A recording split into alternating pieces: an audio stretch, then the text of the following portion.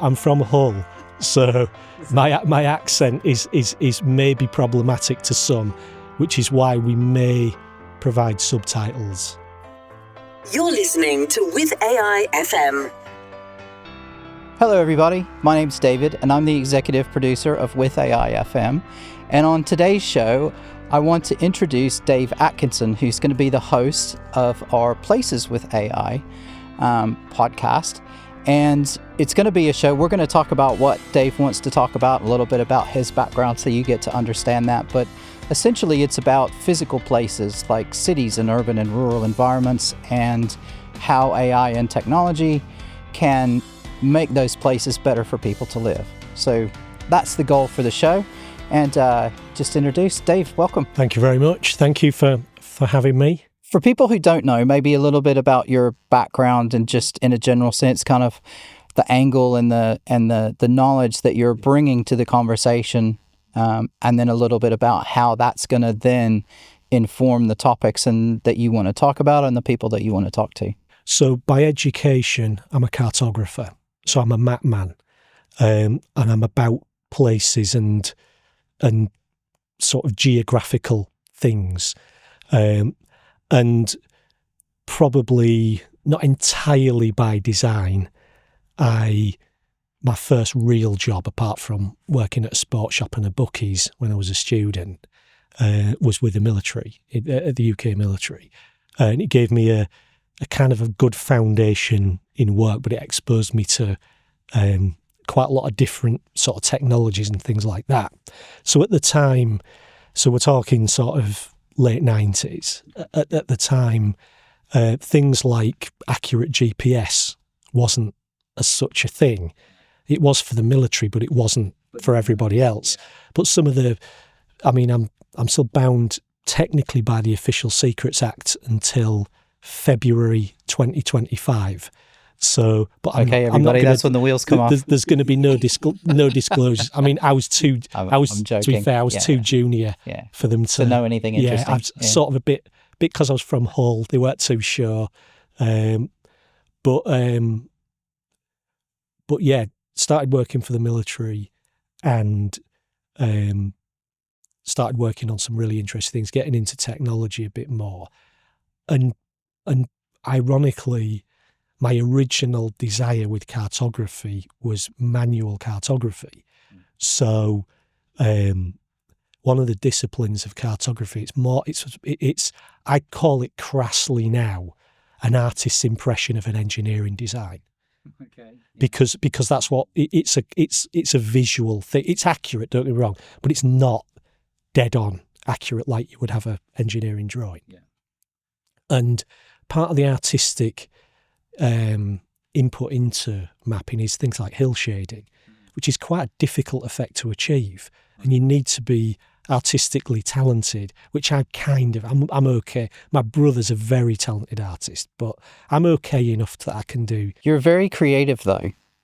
Thank you. Amazingly creative. I mean, I've seen some of the stuff that you've done at Halloween in the past and the stuff that you've done with your kids, and you like to play sort of role-playing games and very imaginative and that sort of thing. So there's a massive, and I guess that feeds into that cartography bit. I had to find a way of doing that at work, and this was the best I could do, I think, which has been brilliant, and it's been brilliant to me. My career has been brilliant to me.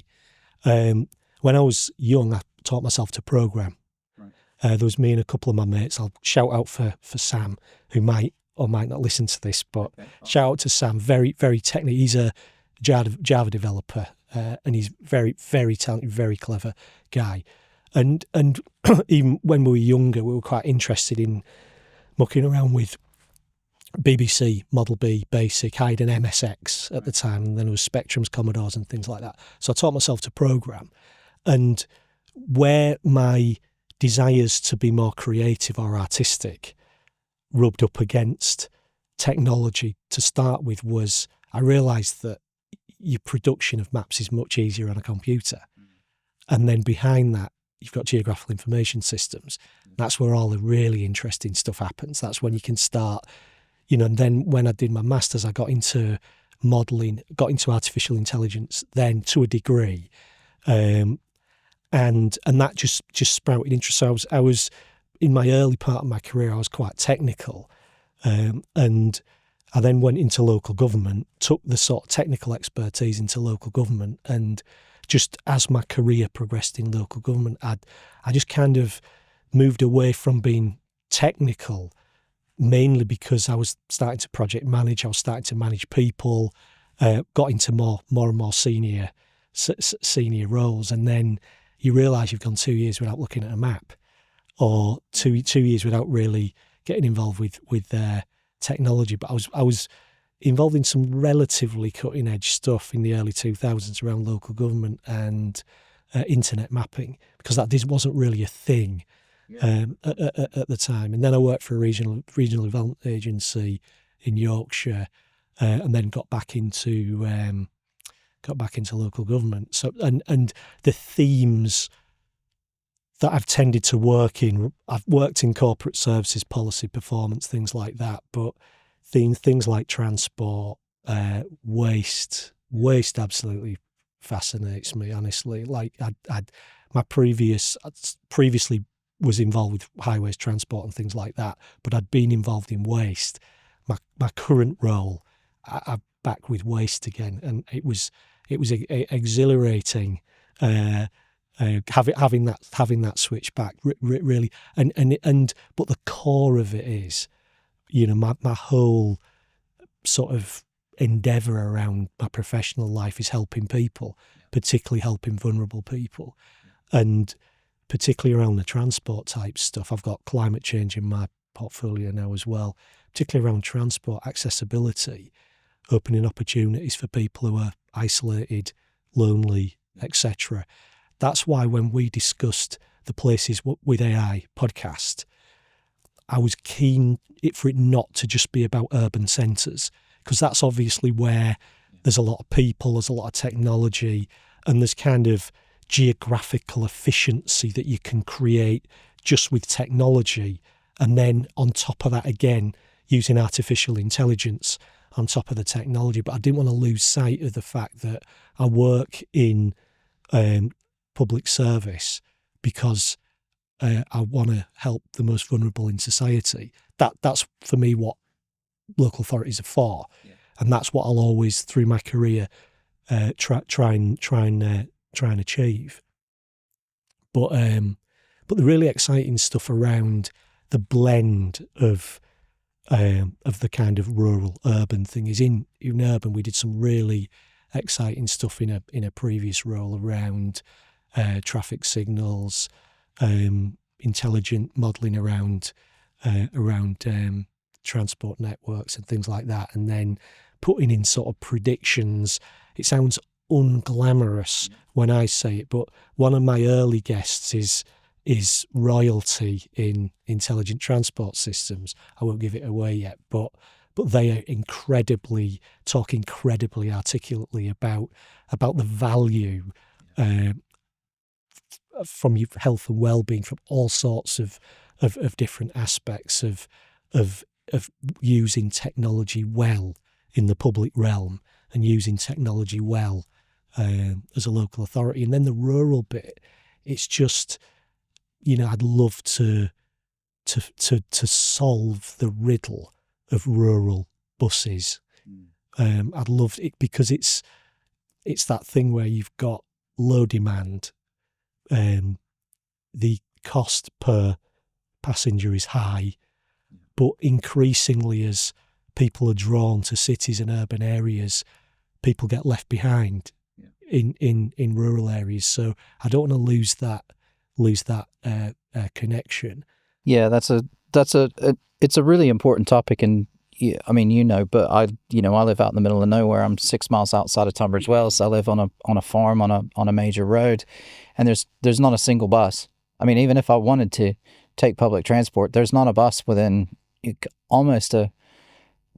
it's a 5-minute drive away, which sounds like nothing, but it's quite awkward because I'm on an A road. It's one of the busiest roads, the main road from London to Hastings. It's very, very busy. The stretch of road that I live on is very dangerous. The villages around us have, 3 or 4 buses a day. That's it, like 2 in the morning and 2 in the evening.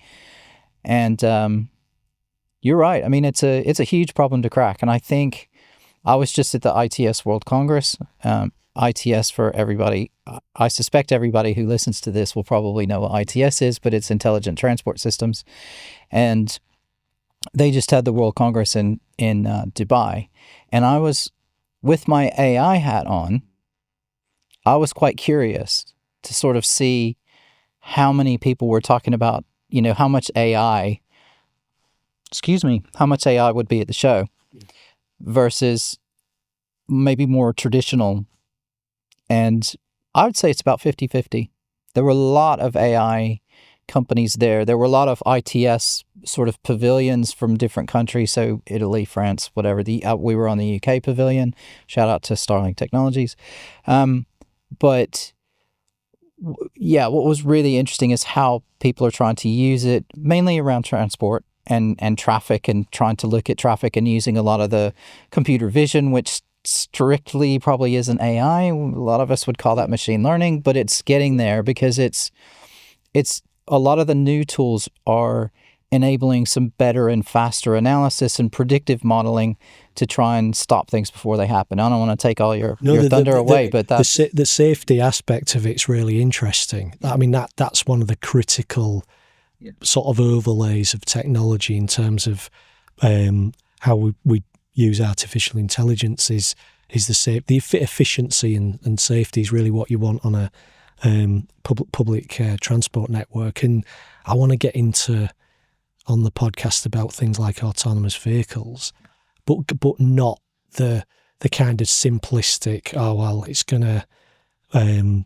these things will just plow through. But it's the intricacies, like how does an autonomous vehicle turn right into human traffic when there's a queue of traffic? It can't do it because it can't take the wink or nod from the driver or even the flash, because you're obviously not meant to do that anyway.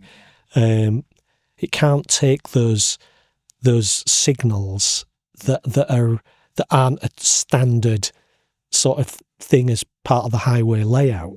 So really interested in getting into some of that stuff and just responding on the point about artificial intelligence. I'm not in my podcast. We will talk.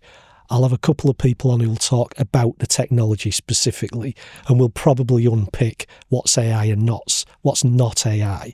But my AI coverall is anything from, a Star Trek future all the way back to data and machine learning. And I'm just going to kind of loosely call it that. And I think it's just to get the most out of the guests as much as anything. We'll make some assumptions, but in some of the shows we'll talk about technology pathways, where we're going, how that'll benefit. Little things like the issue autonomous vehicles. You introduce autonomous vehicles onto road. You see traffic with autonomous vehicles. Brilliant. That tempers speed, can do all sorts of things.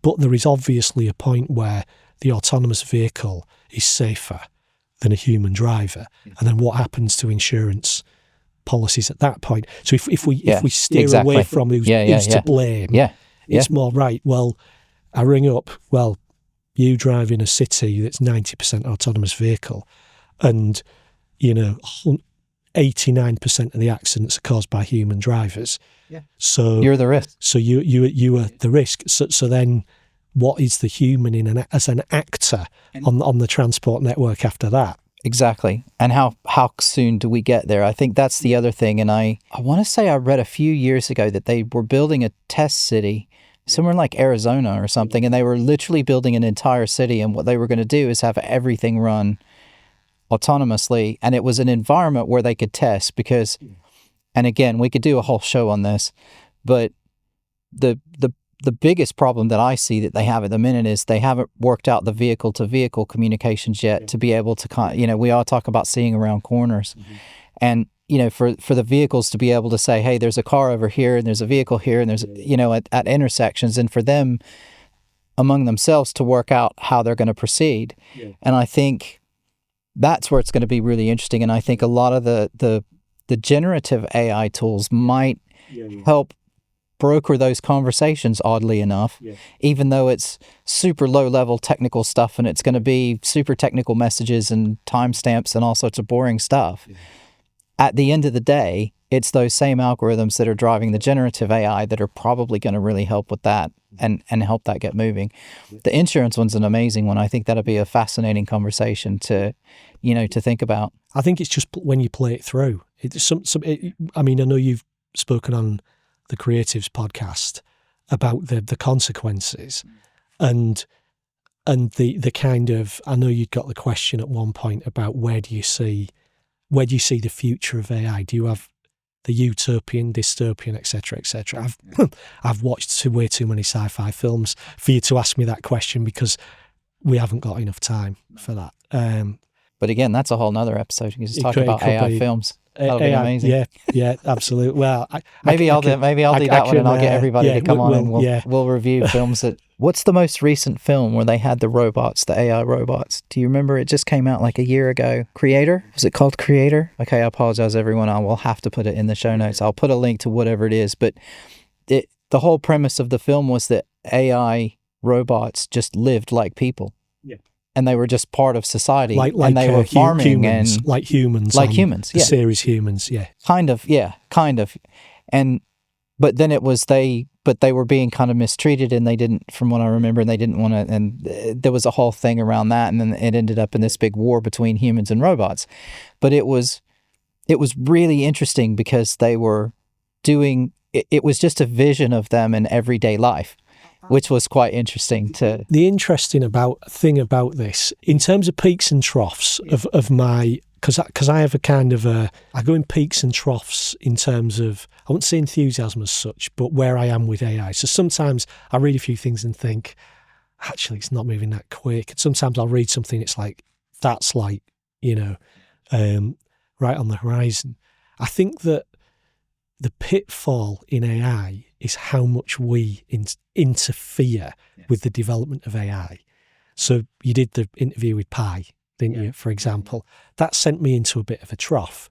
The reason it did was because it was, and this is no criticism to anyone involved, by the way, it was just clear that there was and part of that interview, I think it was where the person you'd interviewed had interviewed Pi, and where they'd come out with a really interesting answer. And my instinct was like, I just want to see where that goes. And then I started thinking, well, it sets you back to actually it's not AI. Yeah. It's not AI. It's clever algorithms with clever pointers that. But I think to be absolutely frank with you, to have a completely spontaneous conversation with something artificial, I think it's a massive step. It's cool. It's good. It's good. Things like, the large language model stuff, it's good. It's dropped off a bit recently. I think you've addressed that in your podcast, but it's really, really fascinating. It's good. It's in some ways I wish I had more time to explore some of the technology because it's not core in my day-to-day job. So I'd like to explore some of the technology a bit more.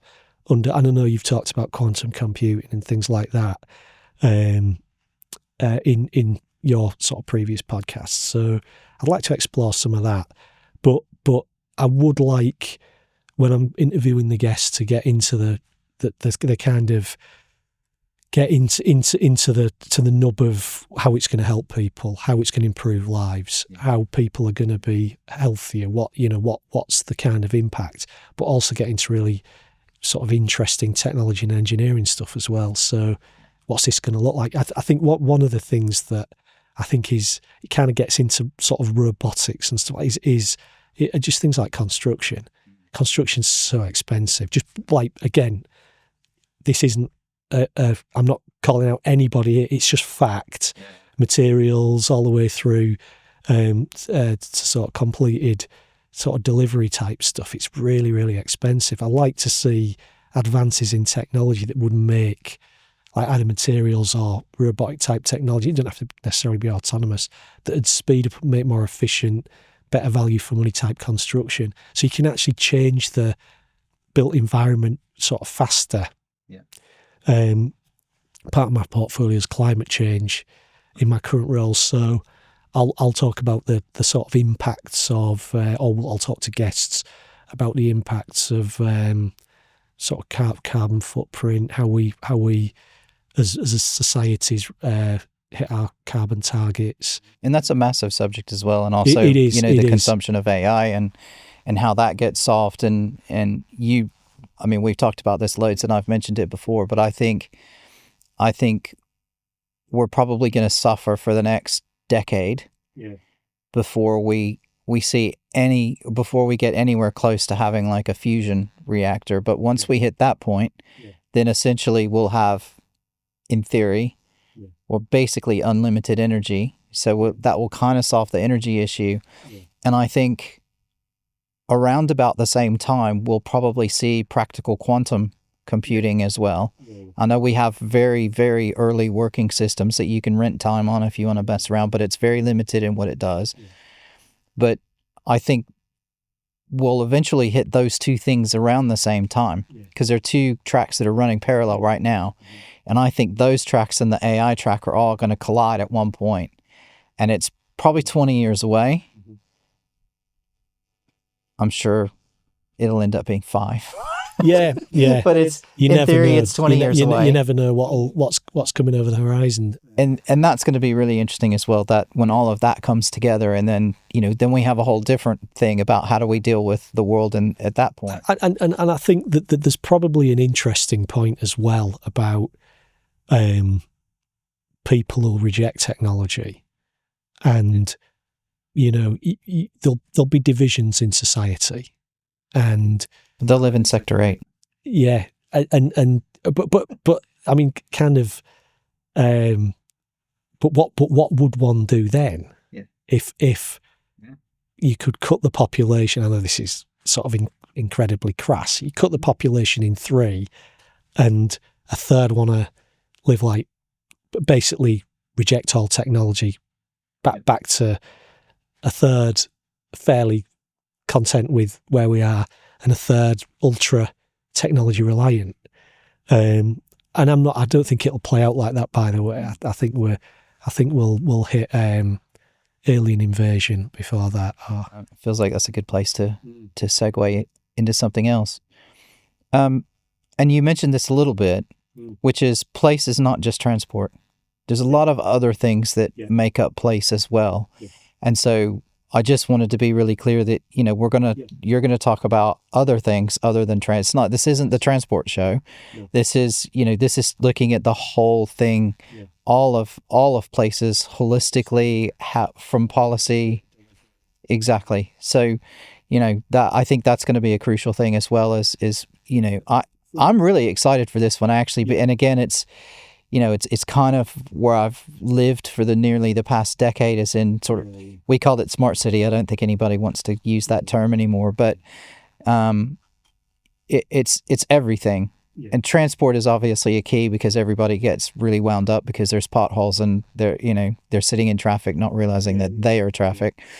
And then, but there's all the housing stuff. Yeah. I mean, I know, there was some amazing stuff that some people that we know have been doing around the UK with simple sensor networks to like help public housing not have mold, and really simple stuff. It's not AI, but it's the basis. It's getting the data that you can then start to use more advanced artificial intelligence tools to start doing the predictive analysis and all that sort of stuff, to be able to identify areas or situations where there could potentially be harm or a problem, and then you can take care of that stuff sooner, and it's less expensive for everyone involved, and there's huge potential advantages to it. In terms of reimagining public realm, whether that's built or natural environment, you can kind of peer into the future a bit, looking at places like Singapore. Yeah. And I know it's a completely different, places are all different, but I'm really interested in that sort of environmental built fusion type stuff. I'm a fan of Gaudi and the architecture in Barcelona, and that flowing sort of architecture. And when Can we do a remote show from Barcelona one time?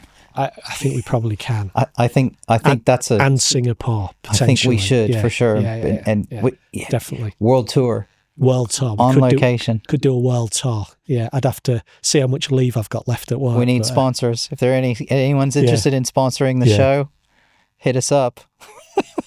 You can come too.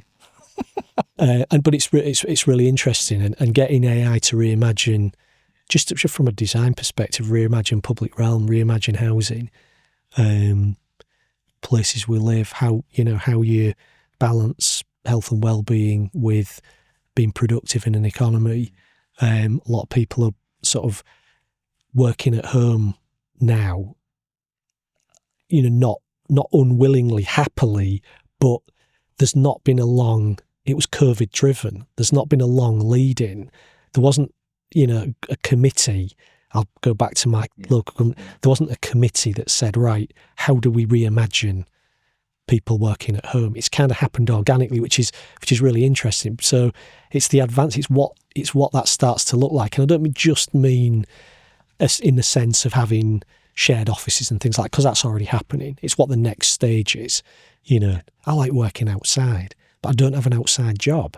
Yeah. But if you got AI to redesign, a suburb of a city and said, actually, you can do your job. You have meetings in a sort of a semi, non sort of built environment or sort of a fused environment. That really interesting stuff. So I'm going to be exploring all sorts of things, all the way from policy to how we sort of fix things and everything in between. And then if it starts to feel a bit too complicated, then I'll probably division off, and then we'll deal with that when it gets too complicated. So, awesome.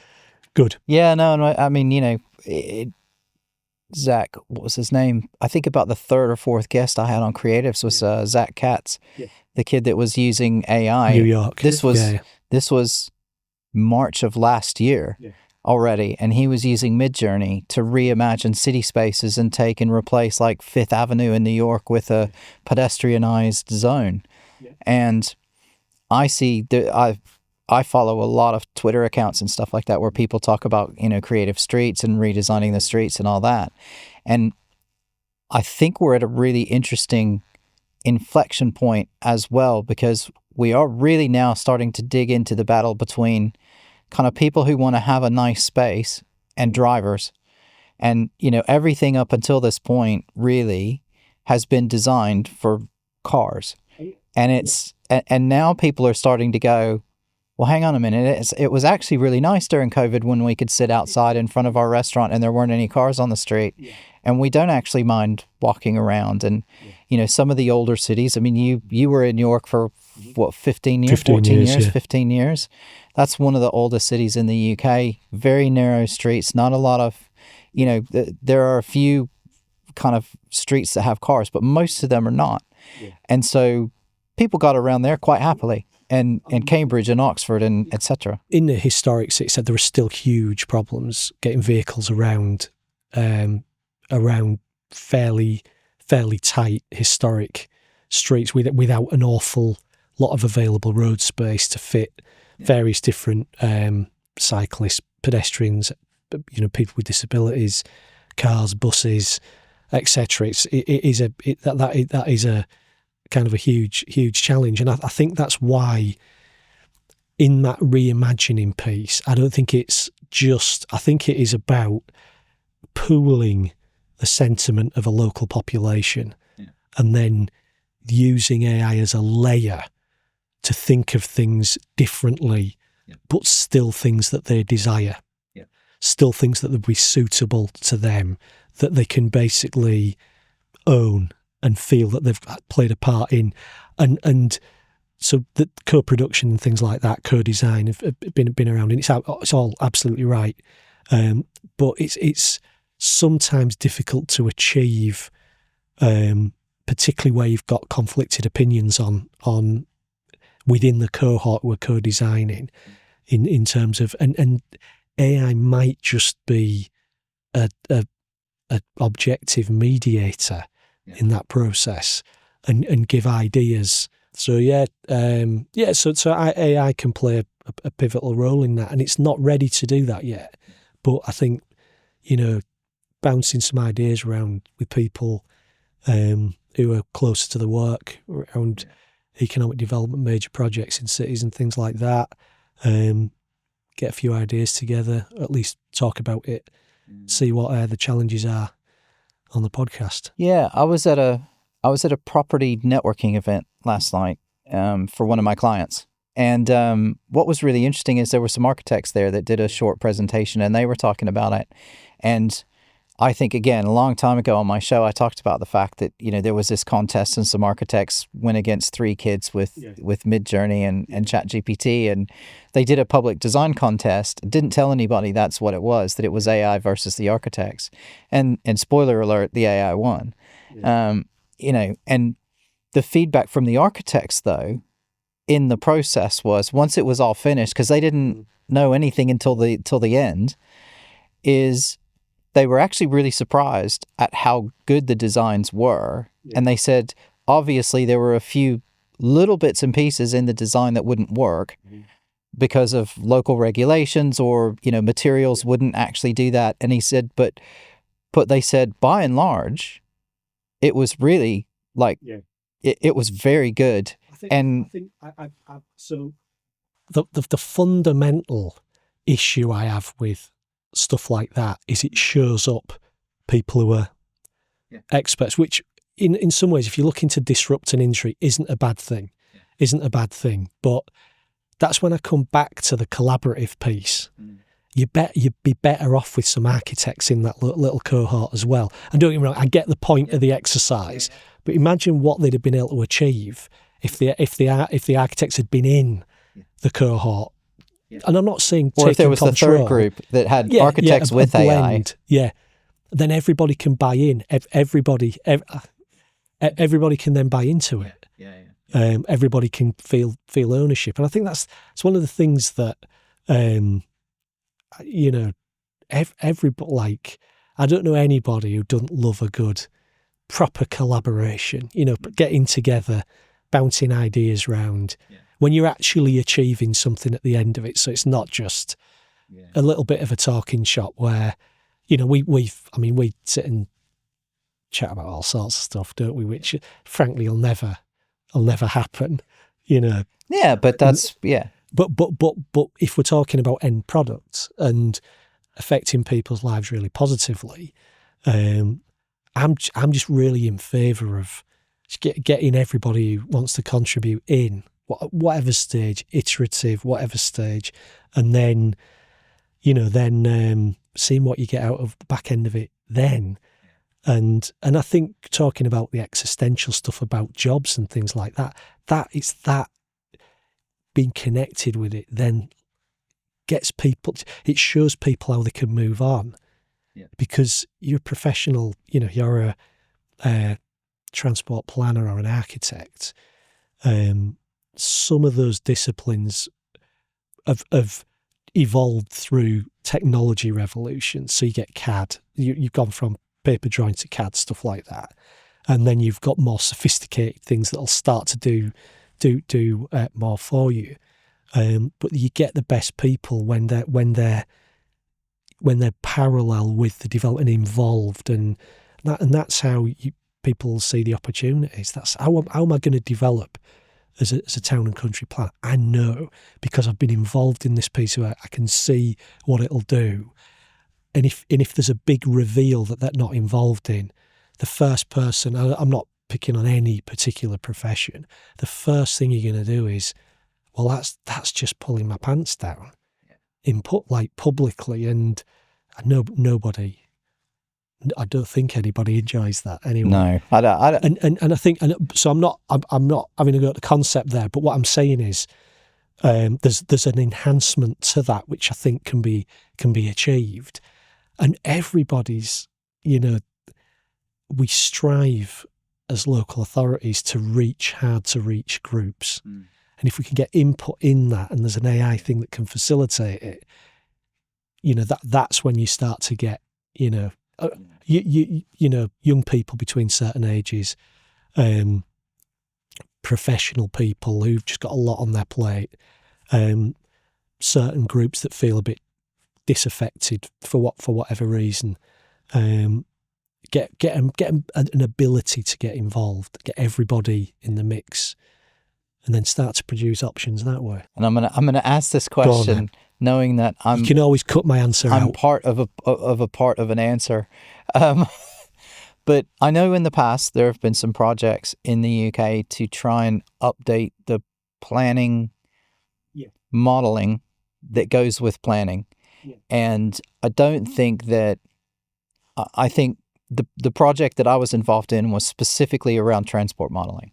Yeah. And I know that they had ambitions to want to expand that out to encompass more, so you could give it to developers, for example, who wanted to plan a new, if they wanted to put 400 houses in this area. But I don't think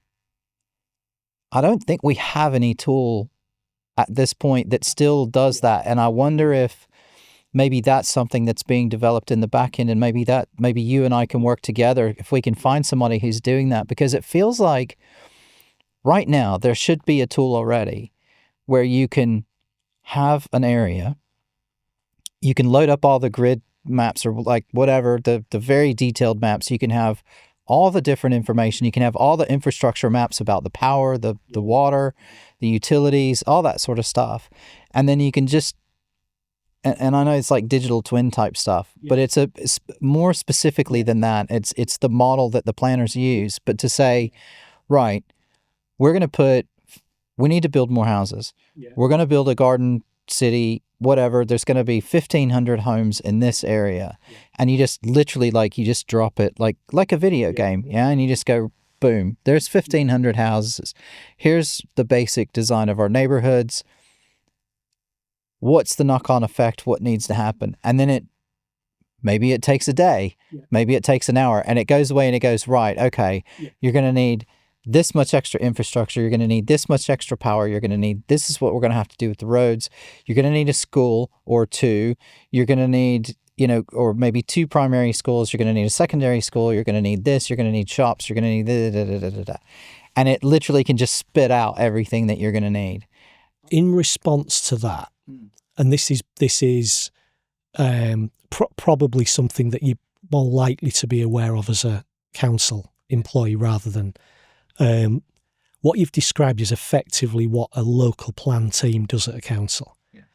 The reason that it's incredibly difficult to automate is because of the mix of issues that you get when you're trying to do that. I was having a discussion today about a community heating project. So this is running a pipe effectively. I think about 3 miles, 6 different landowners over that 3 miles, a water course. So this would have to include, and this is a really big shout out to the people who work in planning, because they don't get defended a lot on things, not necessarily things like this, but broadly it's, well, they wouldn't permit that. The two key things, non-people related things, although it has obviously an impact on people for a local authority, are the economic strategy and the spatial strategy. And the local plan team effectively create the spatial strategy. And there's, without going into the detail of legislation and policy and things like that, it's an incredibly, it's about surrounded by regulation, but it's also surrounded by incredible levels of complexity. And when you're taking your local plan through the process of being adopted, ingrained in that is public consultation. And one of the issues that you've got, so going back to your idea, it would work. We could. The problem in reality is people. Stop there. Well, no, but people think different things. They have different motivations. They might be a landowner. They might be a developer. They might be a long-time resident. They might not want a wind turbine near their house. They might not want a facilities down the road, they might want to be much more connected with things. And what makes that role fascinating is the different types. It's almost worth addressing a much more localized level in terms of what you've described, rather than a whole place, because you're more likely to get a consensus in a small area on what the best for that particular area will be. And then the custodians of that are then the planners in the council. And, they're painted as sort of people who are whimsical, and it's like, the old Julius Caesar thing. Again, there's a lot there's precedent, there's a lot that goes into protecting the public. Even I remember there was the project where we were looking at an EV facility, basically, and placing it, and it just happened that where it was proposed was on a historic ridge. So the question is, do you want to affect that relief and that view? And what do you protect and what you don't? And that's what they've got to balance off. Yeah. Because, if everything could get permitted, and then that wouldn't, as such, it might not be too much of a problem, because things like, you'll end up with greenbelt because you'll end up with places that will flood, and you just won't want to build there, or you'd end up with land that's farmed. So left to its own devices, whether through technology or not, the things like the end of it, the building regulations stuff. So the first bit leads you through to the point: is this a safe building? Is it appropriate? And I think, without again getting into too much of the too much of the technicalities around it, the professionals in that area have to deal with all of that when they're coming to a decision. So, I've been on the end of planning decisions before, but for me, it's just about what's in that red line. Right. It's not about, how they've taken that decision in the context of 3 or 4 red lines around here. For me, it's just my red line. So I get it completely. But the planning officers, the conservation officers at the council, the architects, they've got a duty to maintain and protect the built and natural environment. But that's not saying that AI can't play a role in making that more efficient, or highlighting opportunities that you perhaps wouldn't see, otherwise. Yeah. There you go. There's a taster of what the podcast is going to be like. I think everybody's switched off to be. So speaking of, it's every other week is the plan to do that. Some will be here in our studio, and some will be remote as well. So we'll use Riverside like we do with all the other shows, just to be able to grab people when we can. Yeah. And and I know you've got some people lined up. You're obviously being close to the chest about some of them. It's just in case they see this and then they say, I'm not getting involved in that. No, that's fine.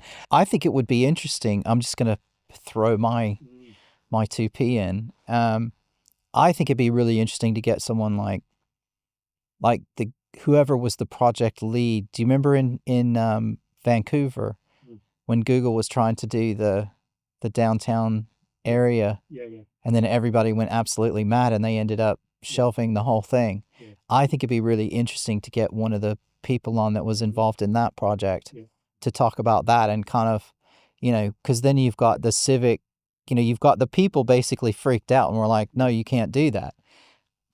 And they were just like, but hang on, this is like going to help everybody. Yeah. But, we still have to take into consideration a load of people don't like that. And, you can't put a camera up and everybody gets really weirded out about, but you can't, my face is going to be on a camera somewhere. And it's like, but no one cares. And it, but they do. Yeah. And that's the thing, and my wife will probably not mind that I say this, but she's super, super private. So she'll be annoyed that I mentioned her anyway. Yeah.